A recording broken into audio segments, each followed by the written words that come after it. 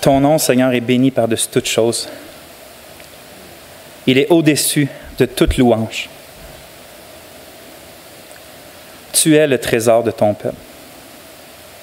Ce qu'on a de plus précieux, notre héritage, ce qu'on veut à chaque jour, ce qu'on veut lorsqu'on se réveille la nuit, quand on languit, Seigneur, c'est quand on ne t'a pas toi, ou qu'on ne vit pas pleinement les réalités que tu es pour nous. On a tellement besoin de toi. On a tellement besoin que tu nous ouvres l'esprit pour qu'on puisse comprendre la grandeur de ton amour, les richesses que tu nous as acquises par ta vie, ta mort puis ta résurrection. Seigneur, on t'en supplie, détache nos yeux des choses vaines de ce monde qui prend notre attention, qui absorbe notre volonté, qui attache nos affections, qui embrouille nos pensées.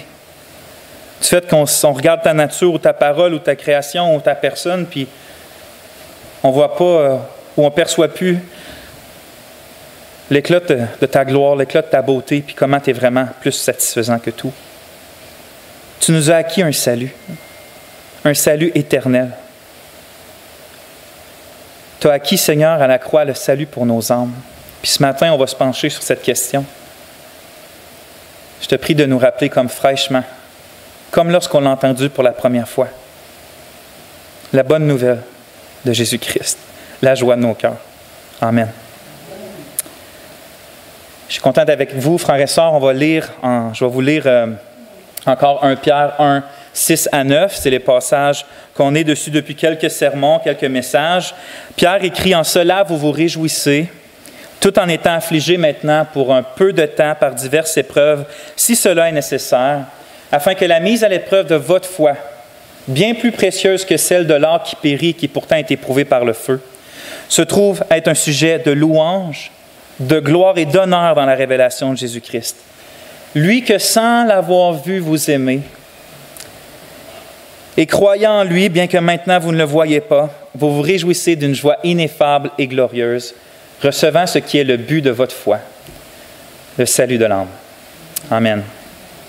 Comme on vient de le lire clairement, frères et sœurs, puis comme que je m'efforce de l'exposer depuis quelques messages, en fait, sans cesse, je vous le répète, la vie du chrétien est souvent, comme que Pierre le décrit là, une fournaise de feu qui sert à mettre à l'épreuve notre foi pour l'authentifier comme une vraie foi qui vient de l'Esprit Saint, une vraie foi véritable qui sauve, mais aussi pour la purifier, pour la rendre de plus en plus ferme, de plus en plus mature, pour la raffiner comme de l'or finalement. La vie chrétienne, c'est bien souvent cette fournaise de feu-là que je viens de décrire. Donc c'est pour ça qu'on marche par la foi. La foi, c'est les yeux du cœur. Puis on marche par la foi parce que finalement, si on se fierait simplement à ce qu'on ressent, ce qu'on vit, ce qu'on voit, ce qu'on entend de nos yeux, peut-être qu'on ne trouverait pas la vie chrétienne aussi joyeuse que comme on l'a décrit dans le dernier message sur la joie indescriptible. Mais on marche par la foi. On marche, dans le fond, en fixant avec persévérance un sauveur qu'on n'a jamais vu, qu'on ne voit pas, puis on attend avec persévérance un héritage aussi qu'on n'a jamais vu, puis qu'on ne voit pas encore. Comme le dit l'apôtre Paul, c'est en espérance que nous sommes sauvés. Si nous espérons ce que nous ne voyons pas, nous l'attendons avec persévérance, Romains 8, 24. Ça, c'est une description de la vie chrétienne. Sauvé par espérance, parce qu'on attend, c'est une notion de dureté, la persévérance, c'est une notion que c'est dur, c'est pour ça qu'on a besoin de persévérer. On attend avec persévérance ce qu'on espère. Mais la vie des précieux enfants de Dieu, ce n'est pas juste souffrance, affliction, tristesse, attente, persévérance. Ce n'est pas juste ça, la vie des précieux enfants de Dieu. Ce n'est pas non plus simplement une vie d'espérance. Dans le sens que la vie du chrétien, ce n'est pas simplement fixé sur des choses futures qu'on ne voit pas encore. Ça, c'est une partie de la vie chrétienne, où que nos yeux sont par en avant, puis on voit ce qui est invisible en quelque sorte, puis on attend ce qu'on n'a pas encore, les promesses de Dieu qui vont s'accomplir. Mais la vie chrétienne, ce n'est pas juste ça. Bien au contraire, comment je pourrais dire, s'il est vrai que l'attente ultime des chrétiens est encore invisible et encore à venir, l'attente ultime, le plein accomplissement de ce qu'on attend, c'est vrai que ça, c'est futur. Mais demeure pas moins que le chrétien expérimente dès maintenant la nouvelle vie en Christ. Nous sommes présentement nés de nouveau par l'Esprit. La régénération, ce n'est pas quelque chose qui arrive à la fin, c'est la chose qui arrive en premier. Nous sommes présentement nés de nouveau. Nous sommes présentement justifiés par la justice du Christ. Nous sommes présentement dans la nouvelle alliance. Nous sommes présentement unis au Fils de Dieu. Nous sommes présentement libres de l'esclavage du péché. Tout ça, c'est des réalités pleines, glorieuses, présentes, qu'on n'a pas besoin d'attendre à la fin. On va en attendre la manifestation ultime. Mais ces réalités-là sont présentes dès ce moment-là, dès la foi, dès le moment où on a notre foi en Christ. Toutes ces réalités-là sont les nôtres. Pour le dire autrement, ce que le Seigneur Jésus a dit, c'est pas, et là je cite un verset, c'est pas « En vérité, je vous le dis, celui qui croit en moi aura la vie éternelle au futur. » C'est pas ça que Jésus dit dans ce verset-là. Il dit en Jean 6, 46 que celui qui croit en moi a la vie éternelle au présent. Il la possède dès maintenant. Parce que des fois, c'est comme, quand je médite là-dessus, il semble qu'on est tellement, en tant que chrétien, puis c'est glorieux, puis c'est bien de ça, là, quand c'est dosé, mais on est tellement axé vers les gloires futures à venir, qui amènent à ça, mais qu'on en vient des fois à oublier la richesse des gloires actuelles. Les réalités présentes qui sont les nôtres, que Christ aussi a dû vivre, mourir et ressusciter pour nous les acquérir. Christ n'est pas juste mort et ressuscité pour nous, pour la fin. C'est pour qu'on puisse maintenant avoir la vie éternelle. C'est pas pour rien que l'apôtre Pierre écrit dans notre passage que malgré le fait que ses lecteurs sont dans la fournaise de l'épreuve, que leur héritage est conservé dans les cieux, malgré le fait qu'ils n'ont jamais vu Jésus-Christ, eh bien cela, ça ne les empêche aucunement de goûter puis d'expérimenter dès maintenant l'amour pour le Christ, comme qu'on a vu, puis la joie de Dieu aussi. Lui que, sans l'avoir vu, vous aimez. Et croyant en lui, bien que maintenant vous ne le voyez pas, vous vous réjouissez d'une joie ineffable et glorieuse. Alors oui, malgré les souffrances visibles, malgré les réalités invisibles, malgré les promesses futures, les chrétiens vivent présentement d'amour, de foi et de joie. Et l'un n'empêche pas l'autre. Autrement dit, les chrétiens ne sont pas simplement dans une attente du salut futur, comme Pierre l'écrit au verset 5, il va dire que nous sommes gardés par la puissance de Dieu par la foi pour un salut qui est prêt à être révélé au dernier temps. Quand il utilise le mot salut au verset 5, il dit que c'est quelque chose de futur. Mais les chrétiens, ils n'attendent pas juste le futur, parce que comme on le voit dans le verset qu'on va méditer aujourd'hui, il écrit que les chrétiens expérimentent présentement le salut aussi. C'est écrit au verset 9, « recevant », on va voir ça, mais c'est au présent ça, « recevant présentement », on pourrait traduire, « ce qui est le but de votre foi, le salut de l'âme ».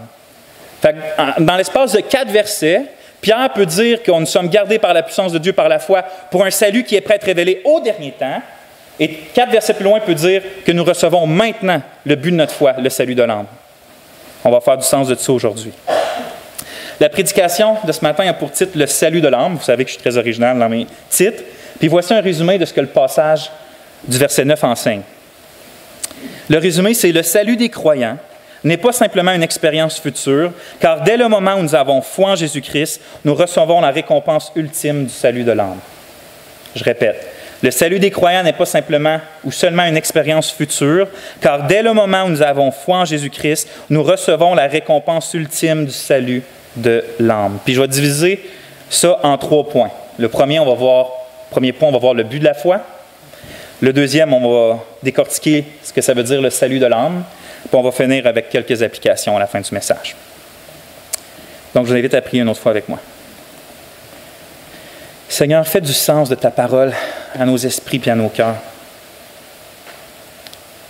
Parce qu'on veut se réjouir de la joie du salut, mais on veut comprendre de plus en plus qu'est-ce que c'est le salut. Qu'on puisse se réjouir de plus en plus, mais qu'on puisse te rendre gloire de plus en plus pour ce salut-là que tu as dû payer par ta très chère vie, Seigneur, pour nous l'acquérir. Donne-moi une parole sainte.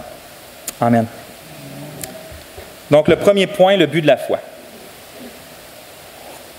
Pierre écrit, « Recevant ce qui est le but de votre foi. » Donc, sans ambiguïté, il dit qu'il y a un but à croire. Il y a un but à la foi. On pourrait dire, être traduit, il y a une fin à la foi. Ou on va voir tantôt, ça veut dire peut-être même une récompense à la foi. Mais maintenant, puisqu'il y a un but à votre foi, si quelqu'un vient vous demander, puis il dit, « Hey toi, chrétien, dans quel but tu crois? C'est quoi le but de ta foi? » Ce serait quoi la réponse que vous lui répondriez? Dans le sens, moi, on dirait que Mettons qu'on pose cette question-là à tout le monde qui se dit avoir une foi ou une autre, que ce soit une foi dans les anges, peu importe, les gens qui se disent avoir la foi, qu'on leur pose cette question-là. Je pense autant qu'il y aurait de personnes, on aurait des réponses différentes du but de leur foi. Certains diront qu'ils ont la foi parce qu'ils ne savent pas trop pourquoi, mais ils ont la foi. D'autres répondraient tout simplement que c'est important de croire en quelque chose, peu importe ce qu'on croit. Plusieurs diront que c'est pour les aider à traverser les épreuves, c'est pour ça qu'ils ont la foi. Puis même certains philosophes répondent à cette question-là. Pourquoi avons-nous besoin de croire? C'est un document philosophique qui répond à ça. Croire manifeste une curiosité intellectuelle qui n'est pas inutile dans l'aventure du savoir. Pour eux, autrement dit, la foi, ça sert à quoi? C'est une manière de satisfaire une démarche intellectuelle. C'est simplement, tu leur demandes à eux pourquoi la foi? C'est une manière, une curiosité saine de pouvoir, dans une démarche intellectuelle. C'est ça qu'ils vont répondre. Mais malheureusement, ça c'est peut-être dans le monde, mais même dans le monde évangélique, on trouverait autant de réponses que de personnes. J'exagère, mais il y aurait plusieurs réponses, plusieurs mauvaises réponses à pourquoi la foi. Pas les raisons qui nous fait croire. On pourrait parler de l'Esprit Saint, on pourrait parler des preuves de la résurrection du Christ, on pourrait parler de tout ça. Mais plutôt le but de la foi. Il y a des gens qui vont dire des choses comme « Crois au Seigneur Jésus et tu sauveras ton mariage. Crois au Seigneur Jésus et tu vas être guéri du cancer. Crois au Seigneur Jésus puis tu vas réaliser tes rêves. Crois au Seigneur Jésus puis tu auras plus d'estime de toi. Crois au Seigneur Jésus puis tu vas accomplir des choses importantes. Crois au Seigneur Jésus puis tu vas pouvoir faire des miracles. Crois au Seigneur Jésus puis tu n'auras plus aucun problème d'argent. Crois au Seigneur Jésus puis tu vas te sentir mieux. Ça va mieux aller. » Voilà, si on se fie à tous ces gens-là qui prétendent annoncer le message de l'Évangile comme ça, bien finalement, le but de la foi, c'est ces choses-là, c'est se sentir mieux, c'est purement terrestre, c'est d'accomplir notre vie puis nos rêves. Finalement, c'est d'être centré sur soi, puis je pense que c'est simplement un déguisement pour ce qu'on appelle la spiritualité du nouvel âge, par exemple, hein, ou que des spiritualités orientales, ou que finalement, c'est soit la pensée positive, puis genre, si tu penses vraiment fort quelque chose, l'univers, il y a un déséquilibre dans l'univers, puis il n'y a pas le choix de te donner ce que tu désires. Puis je pense que ce que je viens de décrire tantôt, c'est simplement ça, mais il change le mot univers par Christ, puis il change pensée positive par foi. Mais c'est la même affaire, dans le fond, le même contenu. C'est juste qu'ils christianisent leur affaire. Mais le vrai message de l'Évangile, ce n'est pas croire au Seigneur Jésus dans le but ultime de te sentir mieux, de voir des miracles, d'être guéri, de régler tes problèmes financiers. C'est pas ça. Quand l'Évangile est réellement annoncé, ce n'est pas ça le but de pourquoi il t'invite à croire. Il est plutôt écrit, oui, c'est dit croire au Seigneur Jésus, mais après, le reste du verset, c'est « Et tu seras sauvé » en Actes 16, 31. Donc, être sauvé, c'est ça le but de la foi. C'est pour ça que Pierre dit que recevant ce qui est le but de votre foi, le salut de l'âme, c'est ça le but de la foi. C'est ça la fin de la foi. Voilà pourquoi nous avons besoin de croire.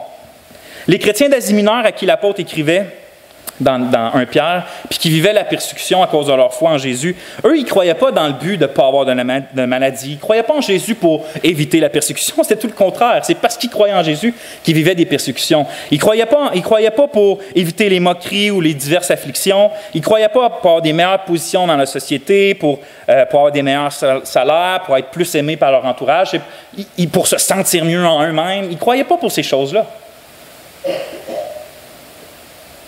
Ils croyaient de tout leur cœur en Jésus parce que la chose qu'ils désiraient le plus, puis qu'ils savaient qu'ils avaient le plus de besoin, c'était d'être sauvés. C'était d'avoir le salut de leur âme. C'était d'avoir la vie éternelle. Ils cherchaient le salut de leur âme. Voilà pourquoi, quand l'espérance du Christ leur a été présentée, ils l'ont saisi par la foi.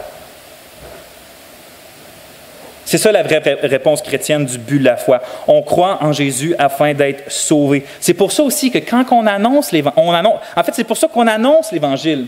Pour que les gens, en entendant le message, croient et qu'en croyant, eux aussi soient sauvés comme nous. On a été sauvés par le message. En fait, par le Christ du message. Comme l'écrit l'auteur de l'Épître aux Hébreux, en Hébreux 10, 29, nous ne sommes pas de ceux qui se retirent pour se perdre, mais de ceux qui ont la foi pour sauver leur âme. Maintenant, ce qui est extraordinaire, c'est que l'apôtre, il n'est pas en train de mentionner que les lecteurs cherchent le salut de l'âme dans notre verset. C'est écrit ça partout aussi dans la Bible, mais dans notre verset, ce n'est pas ça qui est écrit. C'est plutôt écrit qu'ils le recevaient déjà. Recevant ce qui est le but de votre foi le salut de l'âme. Puis le verbe traduit ici par recevoir, il est fréquemment utilisé dans la Bible pour parler soit de recevoir comme un prix ou de recevoir une récompense souvent. Je vais vous nommer 3 exemples. Dans 2 Corinthiens 5,10, ça dit « Car il nous faut tous comparaître devant le tribunal de Christ, afin que chacun reçoive, c'est le mot, selon le bien ou le mal qu'il aura fait, étant dans son corps. » Éphésiens 6, 7, 8. « Servez-les avec empressement comme servant le Seigneur et non des hommes, sachant que chacun, soit esclave, soit libre, recevra du Seigneur selon qu'il aura fait de bien. » Et finalement, Pierre, un peu plus loin, quand il exhorte les pasteurs à prendre bien soin du troupeau, il va leur dire « Et lorsque le souverain berger », ça c'est au chapitre 5, verset 4, « Et lorsque le souverain berger paraîtra, vous obtiendrez, c'est le même mot, vous obtiendrez la couronne incorruptible de la gloire. » Donc ce mot-là, c'est vraiment de recevoir soit une récompense pour le bien qu'on a fait ou le mal, ou vraiment recevoir un prix, quelque chose qui nous est donné de Dieu. Mais c'est l'idée de recevoir quelque chose. Puis cette notion-là, ça fit assez bien avec la notion de le but de votre foi ou le prix de votre foi. Fait qu'on reçoit le prix de notre foi ou ce que... Finalement, c'est comme un athlète, il court une course pour recevoir une médaille. Mais les chrétiens, eux, croient en Jésus pour recevoir le salut. C'est le but de vouloir croire en Jésus. C'est le but de se jeter sur lui, puis de s'abandonner à lui. Puis remarquez que Pierre n'écrit pas qu'ils recevront le but de leur foi, comme j'ai dit dans mon introduction, mais plutôt qu'ils sont présentement en train de le recevoir. En fait, même le verbe, en grec, c'est l'idée du présent, mais qui continue continuellement. C'est l'idée d'être constamment en train de recevoir. C'est une action qui s'est faite, mais qui continue on continue d'en voir les effets ou d'en ressentir les effets. Puis on va voir bientôt en détail plus c'est quoi les facettes de ce que ça veut dire le salut de l'âme, puis tout ça. Mais il suffit de comprendre pour l'instant que Pierre selon moi, est en train de vouloir encourager ses lecteurs en disant quelque chose comme ça. Puis là, je paraphrase à la Vincent. Oui, frères et sœurs, votre attente du retour du Christ et de votre pleine rédemption est difficile. Oui, entre-temps, vous goûtez à toutes sortes d'afflictions venant de l'extérieur de vous-même et même de l'intérieur de vous-même par votre propre chair. Oui, il y en a beaucoup qui vous méprisent, qui vous haïssent, qui disent du mal de vous, mais prenez courage, bien-aimés, car même si vous attendez la pleine manifestation, vous recevez déjà le but de votre foi et de votre espérance, vous êtes déjà sauvés et vous avez déjà la vie éternelle. Puis je crois qu'il donne cet encouragement-là pour 2 buts. Premièrement, je crois qu'il veut peut-être enlever tous les doutes qui pourraient s'insérer dans leur cœur par rapport à l'état de leur âme devant Dieu. Souvenez-vous que dès le début de son épître, Pierre il fait quelque chose d'assez extraordinaire, c'est qu'il se donne de la peine de décrire privilège après privilège de ce qu'on a en Jésus-Christ, de comment Dieu nous voit, puis de comment Dieu est. Il va commencer son épître, puis il va dire qu'on est élu par le Père, qu'on est sanctifié par l'Esprit, puis qu'on a part à la rédemption qui est en Jésus-Christ. Puis ensuite, il va dire qu'il nous a régénérés, puis qu'on est gardé par sa puissance pour le salut qui s'en vient, qu'on a un héritage qui nous est réservé. Puis il va dire plein de privilèges, un après l'autre. Mais Pierre sait que la vie chrétienne, ce n'est pas juste avec les yeux dans les nuages ou percer les nuages, ça se vit aussi très concrètement sur la terre, la vie chrétienne. Il désire donc, selon moi, que ses lecteurs grandissent puis s'affermissent encore plus dans la joie de leur salut en face des difficultés. Fait que c'est comme si, des fois, dans les difficultés, ça fait tellement mal ou ça enveloppe tellement nos pensées puis nos cœurs qu'on ne voit plus que ça. Puis là, on fait... Oui, OK, on a des choses dans le futur, mais Seigneur, présentement, je n'ai pas encore mon nouveau corps, je ne suis pas encore libre de toute trace du péché, je tombe encore, je suis encore faible. Fait que c'est comme si présentement on souffre, puis c'est juste dans le futur que ça va changer. Tandis que Pierre, je pense qu'il veut les ramener dans présentement aussi, vous avez quelque chose. C'est pas juste comme vous souffrez, puis attendez jusqu'à la fin. C'est oui, vous souffrez, mais Dieu pourvoit déjà quelque chose dans votre vie. Vous avez déjà le salut, vous recevez déjà le but de votre foi. C'est pour ça qu'il leur assure qu'ils reçoivent présentement le salut de l'âme. Autrement dit, le salut, ce n'est pas juste pour eux une hypothèse future, c'est une réalité déjà présente et concrète qui va se manifester pleinement dans le futur.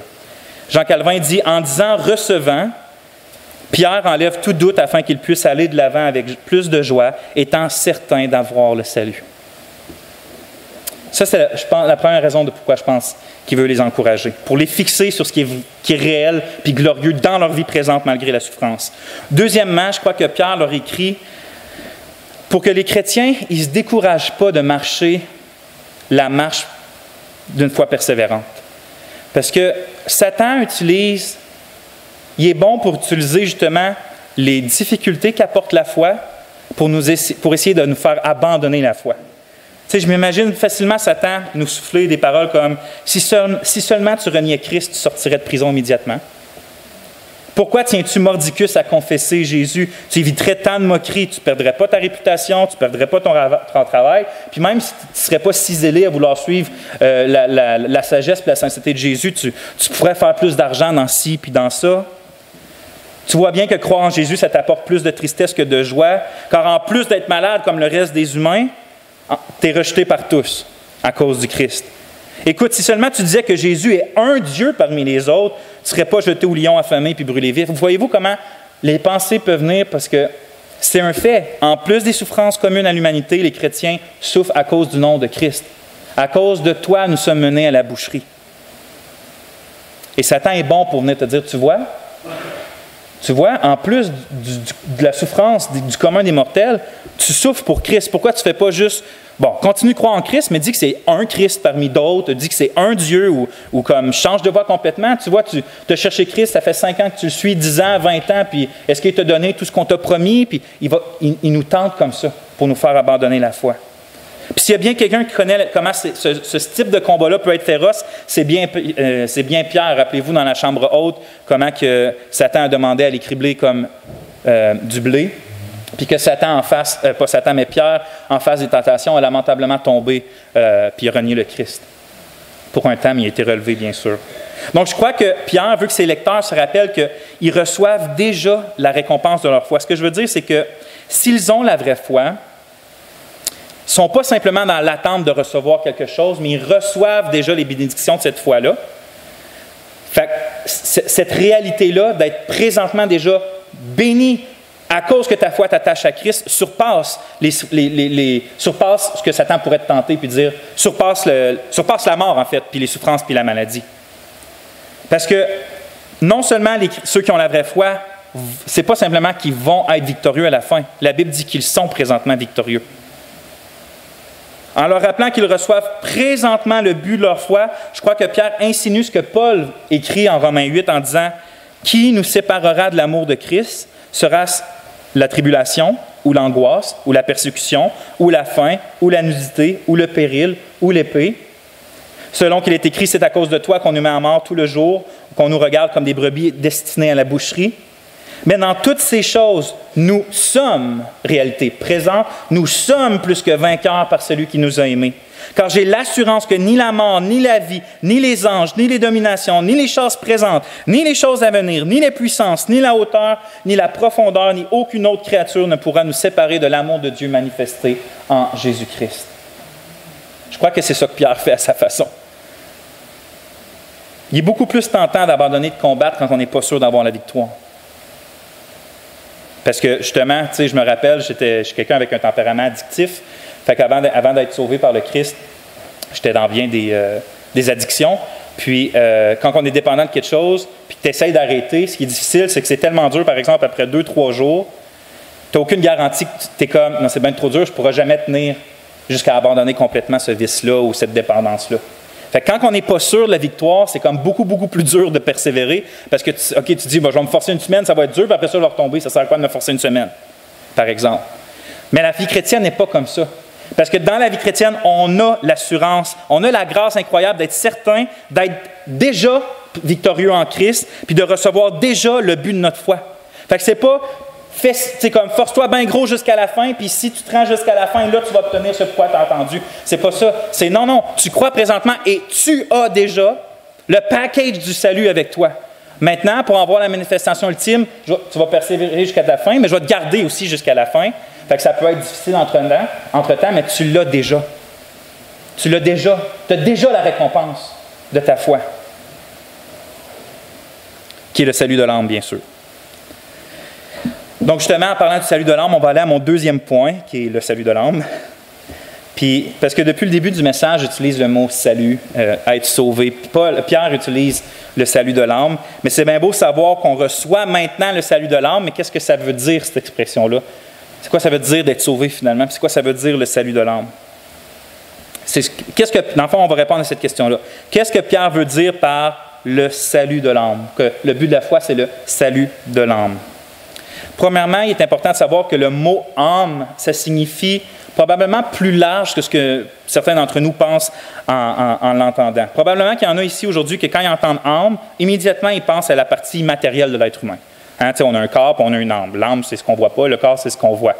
Puis, ce n'est pas une erreur parce que souvent la Bible va utiliser le mot âme comme ça. Par exemple, dans Deutéronome 11-18, on peut lire, c'est Dieu qui parle, « Mettez dans votre cœur et dans votre âme ces paroles que je vous dis. » Hein? Ici, il met cœur et âme, il les met ensemble pour décrire une seule réalité qui est finalement notre être intérieur. C'est notre partie matérielle qu'on ne voit pas qui fait qui qu'on est. Mais ça serait une erreur de penser que la Bible, à chaque fois qu'elle utilise le mot « âme », elle fait toujours référence à la partie matérielle de ce que c'est un être humain. Parce qu'en fait, même la plupart du temps, les auteurs inspirés par l'Esprit Saint vont utiliser le mot « âme » pour parler de l'entièreté de l'être humain, sans faire de distinction entre corps et esprit.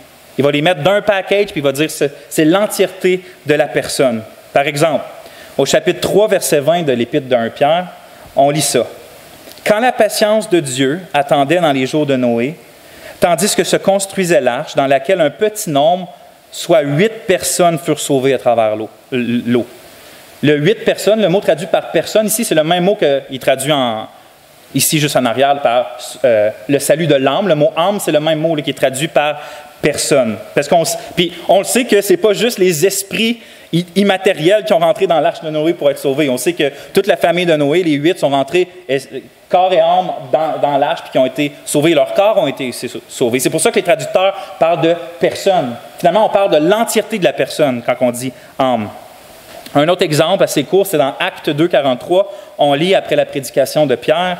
« Ceux qui acceptèrent sa parole furent baptisés, et en ce jour-là, le nombre des disciples augmenta d'environ 3000 âmes. » Encore là, ce n'est pas que tu as des esprits matériels qui sont rentrés dans l'Église, puis que 3000... Non, on dit âme, mais finalement, on veut dire la personne. Puis juste après, ça dit « la crainte s'empara de chacun ». C'est encore le même mot, mais là, il est traduit par « chacun ». Juste pour vous montrer que ce mot-là, il est souvent... On n'essaie pas de distinguer entre partie matérielle puis matérielle de l'être humain, on fait juste parler de son ensemble. Quand je parle de Samuel, je vais dire que la personne de Samuel est venue ici, je parle pas juste de son corps est venu ici, puis je ne dis pas juste son esprit est venu ici, je parle de Samuel, corps et esprit est venu jusqu'ici. Maintenant, la raison pourquoi je trouve important de faire cette nuance-là, c'est pour qu'on comprenne que le salut, qui est le but de notre foi, concerne aussi notre corps physique. Il concerne l'entièreté de notre personne, le salut que Pierre parle. Il y a toujours eu des sectes chrétiennes ou des idéologies quelconques qui ont méprisé le côté matériel, la création, puis surtout le corps humain. Même du temps des apôtres, il y a toujours eu on appelait ça une espèce de dualisme, où même aujourd'hui, il y a des spiritualités encore qui enseignent que la matière est fondamentalement mauvaise, puis ce qui est spirituel, puis l'esprit, c'est fondamentalement bon. Puis dans ces sectes-là, souvent, ça va être proposé que finalement, c'est quoi l'ultime salut, la délivrance? C'est d'être délivré de notre coquille charnelle mauvaise, puis d'être un esprit parfait. Ça, je viens de vous résumer 2000 ans et plus de différentes sectes qui enseignent une espèce de dualisme comme ça. L'esprit, c'est bon, la chair, la création, c'est mauvais. Mais ce type de pensée-là ne pourrait pas être plus à l'opposé de ce que le vrai Dieu nous enseigne dans sa parole. En fait, la Bible nous enseigne quoi? Que l'esprit immatériel peut être fondamentalement mauvais. On a juste à prendre le cœur de l'homme et Satan et ses démons. Ils n'ont pas de corps, puis c'est des esprits, puis ils sont fondamentalement mauvais. Puis à l'inverse, la Bible est très claire que la création vient de Dieu, la matière vient de Dieu, et Dieu lui-même témoigne que c'était très bon. On lit dans Genèse 1,31, « Dieu vit tout ce qu'il avait fait, et voici cela était très bon. » C'est Dieu qui a premièrement désiré que l'homme ne soit pas simplement des purs esprits comme les anges, hein, qui sont des esprits tout simplement, qui ne sont pas faits de matière et de corps comme nous. Mais c'est Dieu qui a voulu qu'on ait des corps physiques. Vous savez, la création ne vient pas après la chute, puis les corps physiques ne viennent pas après la chute. Ils viennent avant la chute. C'était le plan de Dieu pour l'homme. On lit dans Genèse 2,7, « L'Éternel Dieu forma l'homme de la poussière de la terre. » C'est vrai. « Il souffla dans ses narines un souffle de vie, et l'homme devint quoi? Une âme vivante. » Hein, l'âme vivante, c'est quand qu'elle apparaît? Quand il y a un corps fait de poussière et le souffle de vie qui entre dedans. Et là, on a une âme vivante. C'est pour ça qu'on parle de l'entièreté de l'être humain.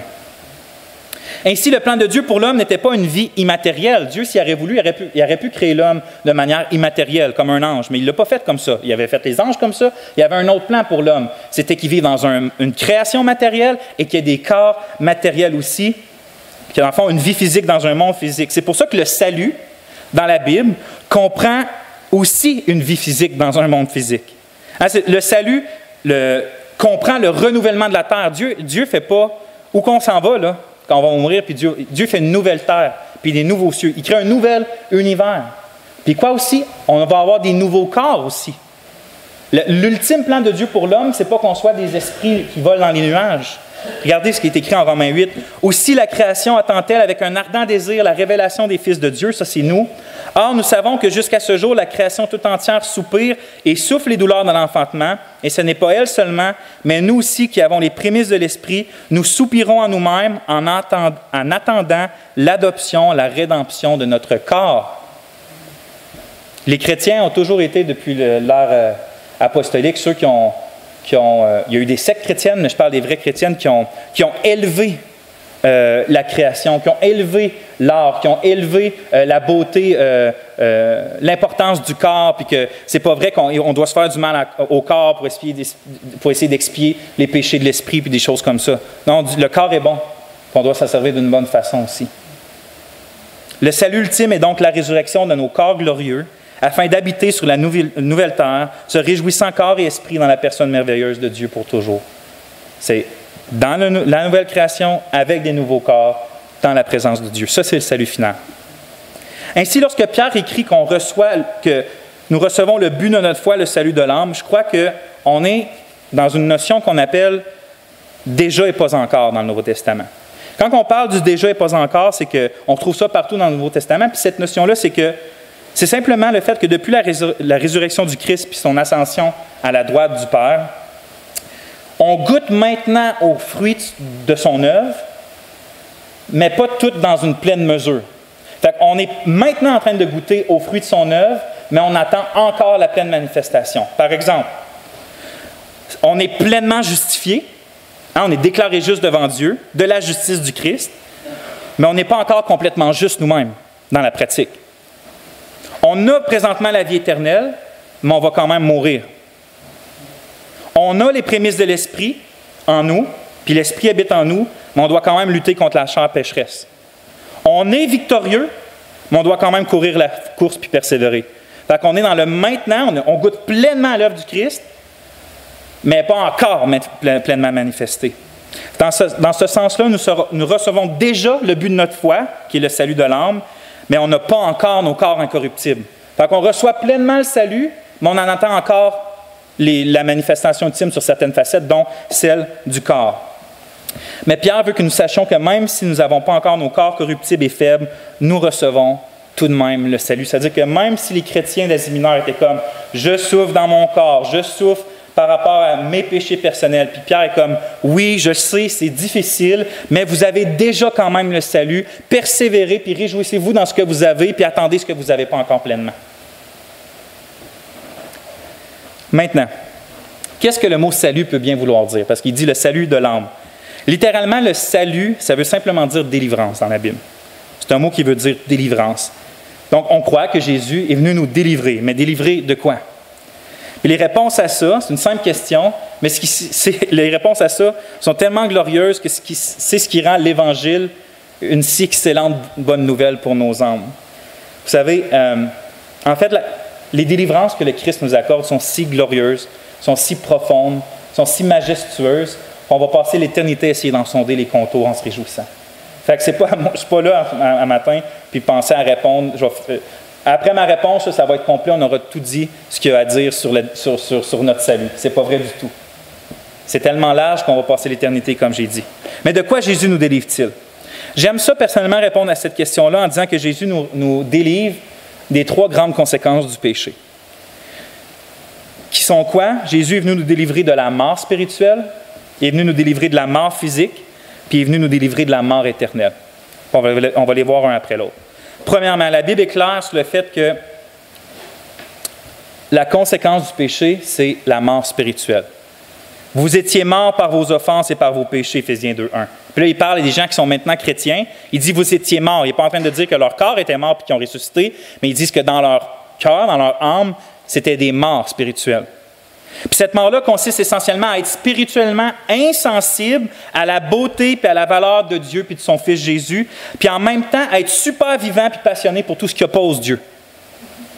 Fait être spirituellement mort, c'est pas de ne pas avoir d'âme puis d'être inactif. C'est d'être inactif par rapport aux choses de Dieu, par la valeur de Dieu, mais d'être super actif pour tout ce qui oppose Dieu. C'est ça la mort spirituelle. La Bible va décrire cet état-là de plusieurs façons. Elle va dire qu'on a un cœur de pierre, que nous sommes aveugles, que nous sommes sourds, qu'on est endurcis, qu'on est esclaves du péché, puis qu'on est sur la domination démoniaque. Il va utiliser des fois plusieurs langages pour essayer de décrire ça. C'est pour ça que ça dit un cœur de pierre. Tu sais, un cœur de pierre, une roche, tu ne peux rien faire, c'est insensible. Quand Dieu appelle, ça ne fait rien. Quand tu as beau la frotter, elle n'est pas vivante. Ben, c'est la même chose, on est sourd et aveugle. Il ne dit pas que les gens sont littéralement sourds et aveugles. Il va dire dans leur cœur, dans leur âme, ils ne voient pas Dieu, ils n'entendent pas les choses de Dieu, ils sont insensibles à ces choses-là. Mais gloire à notre merveilleux Sauveur Jésus, parce qu'en lui, nous sommes pleinement délivrés de l'état de mort spirituelle par la nouvelle naissance. C'est une régénération, c'est une nouvelle vie, c'est une recréation que Dieu fait avec notre âme. Parce qu'en nous communiquant sa vie par son esprit, Jésus nous fait revivre d'entre les morts spirituellement. Il transforme notre cœur de pierre en cœur de chair. Il ouvre nos yeux, il ouvre nos oreilles. Il nous libère de l'esclavage du péché puis de la domination de Satan. Quand on est régénéré puis qu'on devient ses enfants bien-aimés par la régénération, la mort spirituelle on est délivré de la mort spirituelle. C'est une part du salut. Deuxièmement, le salut, ça inclut aussi la délivrance de la mort physique. Comme nous l'avons vu tantôt, la séparation du corps et de l'esprit, ce n'est pas naturel au plan original de Dieu. C'est quoi finalement la mort? C'est quand le corps est séparé de l'esprit. La mort physique, c'est une conséquence directe du péché, comme on lit en Romains 5, 12. C'est pourquoi, comme par un seul homme, le péché est entré dans le monde, et par le péché la mort, et qu'ainsi la mort s'est étendue sur tous les hommes, parce que tous ont péché. La mort physique, c'est donc en quelque sorte le signe visible d'une mort spirituelle. De la même façon que les atrocités qui se passent, que les maladies qui se passent sur la terre sont aussi une manifestation visible, en quelque sorte, du péché invisible ou de l'état de pécheur de l'homme, ou de la malédiction que Dieu a donnée à cause du péché de l'homme.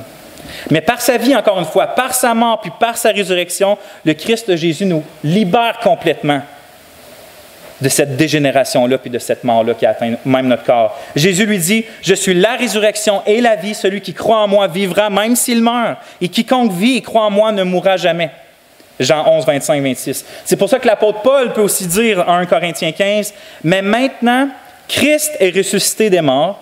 Il est les prémices de ceux qui sont morts. Car puisque la mort est venue par un homme, Adam, c'est aussi par un homme qu'est venue la résurrection des morts.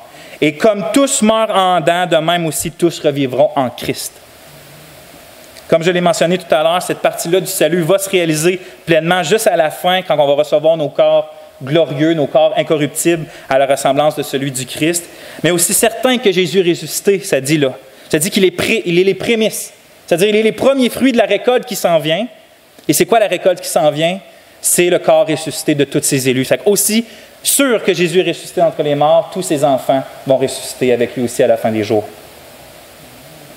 Troisièmement, le Christ nous a aussi délivrés de quoi? De la mort éternelle. Non simplement de la mort naturelle, la mort physique, pas simplement de la mort spirituelle, mais de la mort éternelle. Par mort éternelle, je parle de ce que la Bible appelle la seconde mort. On meurt une fois physiquement. La Bible appelle aussi la seconde mort, qui est le feu éternel, qui a d'abord été préparé pour Satan et pour ses anges. Il n'y a pas encore personne dans cet endroit-là terrible. Il n'y a pas personne encore dans le feu éternel. Tout le monde sont au séjour des morts. Mais c'est écrit qu'à la fin, que le séjour des morts va rendre les morts qui sont dans elle, puis tous vont être jetés dans les temps de feu. Bien, ceux qui ne sont pas écrits dans le livre de vie. Fait que finalement, il n'y a pas encore personne dans cet endroit-là terrible, parce que tout attend le jugement final afin d'être ressuscité, soit pour la vie éternelle ou d'être ressuscité pour la honte éternelle. Fait que les justes, ceux qui croient en Jésus, vont être ressuscités avec un nouveau corps pour se réjouir en Dieu pour toujours, mais les injustes vont aussi ressusciter avec un nouveau corps, mais pour être dans la honte éternelle, dans une honte constante. Cet endroit-là existe comme un jugement, un juste jugement éternel de la colère de Dieu sur les pécheurs qui ne se repentent pas de leurs péchés qu'ils ont fait contre le saint nom de Dieu. C'est un endroit de honte, nous dit la Bible, un endroit de douleur, de remords, que le Seigneur Jésus décrit comme un endroit de pleurs et de grincement de dents. L'eau des vers ne meurt jamais, dit le Seigneur Jésus-Christ. Et donc, avant d'être unis au Christ par la foi, tous les êtres humains sont sur le large chemin qui mène à cette perdition-là terrifiante, qui est le feu éternel. Parce que nous sommes tous coupables devant Dieu, puis on est tous sous la condamnation de nos péchés, la condamnation à cause de nos péchés, puis de notre endurcissement. Parce que même si nous sommes pécheurs, Dieu continue de faire pleuvoir la pluie sur nous, lever le soleil sur nous. Des fois, il nous permet que des gens nous parlent du Christ, il nous permet de venir à l'Église, il nous permet de lire, de respirer, de se lever chaque matin. Puis ça dit dans Romains que tout ça, c'est des fruits de la bonté de Dieu, mais que par notre endurcissement à la bonté de Dieu, on s'amasse un trésor de colère pour le jour de la colère. C'est-à-dire que même les bontés de Dieu constantes, à moins qu'on se repente, on fait juste augmenter plus, en quelque sorte, le jugement qui va tomber sur nous. Mais gloire, encore une fois, soit rendue au Fils de Dieu, frères et sœurs, le Sauveur des hommes, parce qu'il est venu prenant notre nature humaine, venant accomplir toute la justice de la loi à notre place, puis en allant sur cette infâme croix-là, boire toute la coupe de la sainte colère de Dieu qu'on méritait pour nos péchés puis notre endurcissement, afin qu'en Jésus seul, toute condamnation soit retirée de notre tête. 1 Corinthiens 5, 21, celui qui n'a point connu le péché en parlant de Jésus, Dieu, l'a fait devenir péché pour nous, afin que nous devenions en lui, en Jésus, justice de Dieu. Galates 3, 13, Christ nous a rachetés de la malédiction de la loi, étant devenu malédiction pour nous. Romains 8.1, il n'y a donc maintenant aucune condamnation pour ceux qui sont en Jésus-Christ. Ainsi, je crois que lorsque Pierre dit « recevant ce qui est le but de votre foi, le salut de l'âme », il parle de la délivrance immédiate de la mort spirituelle puis éternelle, en plus de la délivrance future de la mort physique. C'est un package deal qu'on a quand on croit en Jésus-Christ. Je vais terminer avec quelques applications. Premièrement, considérons la grandeur du salut que Jésus nous a acquis. Il n'y a pas un médecin, tu sais, Jésus, ce n'est pas un médecin spécialiste qui peut t'aider dans une chose puis qui ne peut pas t'aider dans l'autre. Jésus est le parfait médecin qui est capable et qui vient régler absolument tous nos problèmes, nous guérir de toutes nos maladies, nous sauver puis nous satisfaire dans tout ce qu'on a de besoin. Puis ce précieux salut-là, il a dû donner sa vie pour l'acquérir. Considérons donc, comme j'ai dit, la grandeur du salut que Jésus a acquis pour nous. Il nous sauve, il nous sauve de l'esclavage du péché. Il nous sauve de la condamnation, de la juste colère de Dieu. Il nous sauve de la domination de Satan. Il nous sauve de la mort physique. Il nous sauve de la mort éternelle. Je veux dire, qu'est-ce qu'on pourrait demander de plus? Qu'est-ce qu'on a besoin de plus que ce que Jésus nous offre gratuitement? Deuxième application. Considérons combien est précieuse l'âme humaine pour que son rachat nécessite comme prix la vie du Fils de Dieu. Jésus lui-même dit qu'une seule âme humaine, une seule, vaut plus que le monde entier. Il dit, « Et que sert-il à un homme de gagner tout le monde s'il perd son âme, Marc 8? » Donc, une seule âme humaine, ça ne vaut pas la peine de la sacrifier pour tout le monde. Puis tantôt, on le lit dans le psaume des fils de Corée, c'était écrit au verset 11 du chapitre 49 des psaumes. « Ils ne peuvent se racheter l'un l'autre, ni donner à Dieu le prix du rachat. Le rachat de leur âme est cher et n'aura jamais lieu. » Ainsi, si Dieu n'avait pas pris notre salut en main, rien n'aurait pu nous délivrer des 3 morts que j'ai nommés tantôt. Maintenant, moi, ma question, c'est, est-ce que Dieu, ça va être le seul qui donne la valeur à ton âme? Ou toi aussi, tu vas te réveiller puis tu vas considérer quelle grande vanité c'est que de rechercher tous les biens du monde au lieu de rechercher le bien de notre âme. Parce que s'il y en a un qui care, qui recherche le bien de notre âme, c'est bien Dieu. Il recherche plus le bien des âmes de ceux qui rejettent Dieu. Maintenant, il faut se réveiller et dire, moi aussi, je vais rechercher le bien de mon âme. Parce que j'ai rien de plus précieux. Il n'y a rien de plus précieux dans le monde entier que même ma propre âme à moi. Mais puis justement, on peut rendre la gloire à Dieu parce qu'aujourd'hui, c'est encore le jour du salut, nous dit la Bible. Donc, Christ t'invite encore aujourd'hui à venir à lui pour recevoir ce salut-là par la foi, pour que ta culpabilité soit retirée, pour que l'esclavage du péché soit anéanti dans ta vie, puis pour que le salut que je décris depuis tantôt, les 3 morts, puis tout le reste que j'ai parlé, soit à toi dès maintenant, recevant dès maintenant ce qui est le but de la foi, le salut de l'âme. Fait que ça, aujourd'hui, ça t'est encore... Dieu est tellement gracieux que même si pour ta vie jusqu'à aujourd'hui, mettons, tu l'as rejeté puis tu t'es endurci à son message, encore aujourd'hui, Christ te dit, puis les apôtres du Christ te disent, toute l'Église du Christ te dit, les anges te disent, sois réconcilié avec Dieu par Jésus-Christ. Vous savez, je vais terminer avec ça rapidement. Une 3e implication, c'est que c'est écrit que recevant ce qui est le but de la foi. Recevant. Le salut de l'âme, c'est quelque chose qui se reçoit. Ce n'est pas quelque chose qui se mérite. Nous ne recevons pas le salut de l'âme à cause qu'on fait des efforts à marcher dans la loi de Dieu, à cause qu'on fait des efforts à se priver des iniquités ou à abandonner des... Ce n'est pas ça qui nous sauve. La repentance c'est pas de marcher de manière parfaite. Puis la foi, ce n'est pas non plus de marcher de manière parfaite. Les demandes de l'Évangile qui est de croire, de se repentir. On a parlé dans le message sur la foi. C'est quoi la foi? Recevoir le Christ comme qu'il l'est vraiment. Et recevoir le salut, c'est ça aussi. Recevoir le salut, c'est recevoir que Christ promet dans le salut, le recevoir comme un cadeau. Pas comme si toi, tu peux mériter quelque chose par la force de ta volonté ou par la fermeté de tes pas. Non, tu reçois le Christ qui t'offre sa vie lui-même. Tu le reçois comme le trésor, tu le reçois comme le seul qui peut te sauver, comme le seul qui peut te pardonner, comme le seul qui peut t'assurer quoi que ce soit par rapport à ton âme puis la vie éternelle. Ça se reçoit, le salut. Jamais. Aussi longtemps que quelqu'un va dire ou va essayer d'attirer les faveurs de Dieu, ou d'acquérir le salut, ou de s'assurer du salut par les œuvres, ou par quoi que ce soit d'autre que la foi, il ne goûtera jamais au vrai salut. Mais ça t'est offert aujourd'hui, reçois-le. On va prier. Quoi de dire, Seigneur, que sois loué pour le grand salut que tu nous donnes. Sois loué, Seigneur, que tu nous as libérés de notre mort spirituelle, que tu nous as libérés de la mort éternelle qui nous attendait, et que tu nous promets aussi de nous relever d'entre les morts, physiquement avec un corps comme le tien. Oh Dieu, ce que tu nous donnes est au-delà de ce qu'on peut exprimer, au-delà de ce qu'on peut penser, au-delà de ce on va pouvoir même le confesser dans l'éternité. Ton salut va toujours être plus grand que ce qu'on peut exprimer. Seigneur, on veut te louer pour ça. On peut simplement te dire merci. Oui, merci, oh Dieu. Amen.